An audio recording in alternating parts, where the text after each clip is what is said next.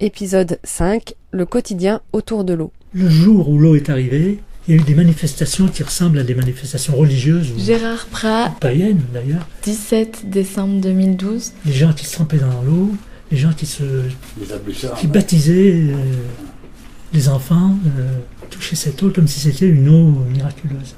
Bah, c'était un miracle en quelque sorte, oui. Puisque bon, ça a été vraiment la fin d'une époque, et heureusement, on est rentré dans la modernité à ce moment-là. Pierre Charrère, rencontré le 9 janvier 2013. Et alors là, c'était une magnifique fontaine où il fallait tourner un volant dessus. Et l'été, alors, on tournait le volant à toute vitesse, on mettait la tête sous la fontaine et on se faisait engueuler par la grand-mère.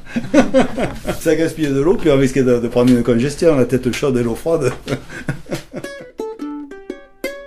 Même gamin, on utilisait la fontaine pour jeu. Jean-Claude Griffon, rencontré le 30 novembre 2012 à la maison de quartier de Pont-de-Benat. De temps en temps, on mettait des poissons dedans, on s'amusait après à les rattraper dans la fontaine. La fontaine était un lieu de rassemblement.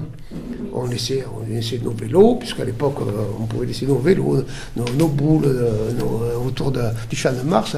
Le lendemain, on y allait, on les retrouvait. Aujourd'hui, peut-être, ça ne serait pas la même chose. Je ne sais pas si on faisait l'expérience. Et même des sottises, puisque quand on mettait de l'eau, de temps en temps aussi, ça nous arrivait de mettre du savon pour que ça fasse des bulles. On était comme les gamins d'aujourd'hui. Il ne faut pas croire qu'on était plus sages ou moins sages. Je connais bien les fontaines parce que je me suis amusé, moi, avec tous mes copains. Robert Grangier. On connaissait toutes les fontaines d'Aubenas. 12 février 2013. Pour se bagarrer autour des fontaines et s'envoyer de l'eau dessus avec des boîtes, des trucs comme ça. À son domicile à Aubenas. Ou même de laver nos bicyclettes. On lavait les pneus. Quand on avait le certificat et que on avait la bicyclette, c'était un bonheur formidable. C'était quelque chose. On n'en dormait pas. Moi, j'en dormais pas d'avoir le vélo. Alors, on lavait même les pneus avant de rentrer la bicyclette dans la maison. C'était nos amusements. Avant, on vendait la morue à Aubenas.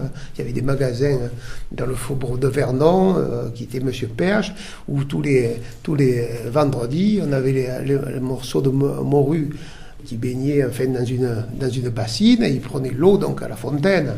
Et moi, avec mon frère, un jour, on habitait juste au-dessus de la fontaine, on s'amusait au ballon, on a cassé un pot de fleurs et la terre est tombée juste par chance dans la morue. Et ça a fait crier tout le quartier, et il a fallu prendre les morceaux de morue un à un et enlever la terre des pots de fleurs. La fontaine était quelque chose de vivant, comme l'eau. Je veux dire que c'était très ancré. Et tout le monde allait chercher l'eau à la fontaine. Puis en plus, il la payait pas. C'est pas un mauvais truc d'utiliser l'eau gratuite. Faut pas non plus se cacher dans le truc. Et auparavant, la ville d'Aubenas, toutes les rues étaient pavées. Elles sont goudronnées, elles étaient pavées. Et il y avait un camion qui était équipé avec une tonne d'eau, c'est-à-dire un grand réservoir.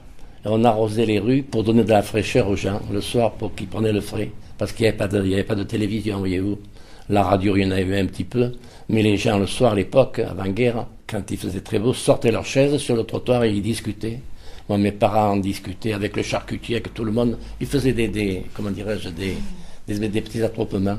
Et le fait d'avoir arrosé les rues, l'eau s'infiltrait à travers les pavés et ça donnait de la fraîcheur. Et les gens sortaient pour la fraîcheur du soir. En 1947, il y avait des coupures. Rencontre avec les résidents de la maison de retraite de Saint-Antoine. Il y avait un bonhomme à Aubenas qui s'appelait Jossin, qui avait un clairon, un tambour, il passait dans la ville. Allô ? Le 5 décembre 2012. L'eau sera coupée de telle heure à telle heure, etc. Ah ouais. Ah ouais. C'est vrai. Et puis autre chose, il y avait une équipe à Aubenas, on les appelait les fontaniers, c'est-à-dire ceux qui s'occupaient des fontaines, les fontaniers, et qui faisaient des trous quand il y avait une fuite d'eau, qui réparaient les fuites d'eau. Parce que des fuites d'eau, il y en avait beaucoup. Maintenant, il y a du tuyau plastique, mais à l'époque, c'était des tuyaux en fonte. Les fontaniers, j'ai bien connu les fontaniers. Ils étaient 3 à peu près, mais ils étaient employés employé de la municipalité. C'est vrai que là, maintenant, quand les gens, en ville, même en ville, lorsqu'ils veulent le faire alimenter, eh bien, c'est assez facile. On branche sur les installations principales, et puis voilà. Et autrefois, au début, tout ça, ça n'existait pas. C'est pour ça que ça a créé beaucoup de travail et ça a créé beaucoup de métiers. Plombier, etc., etc.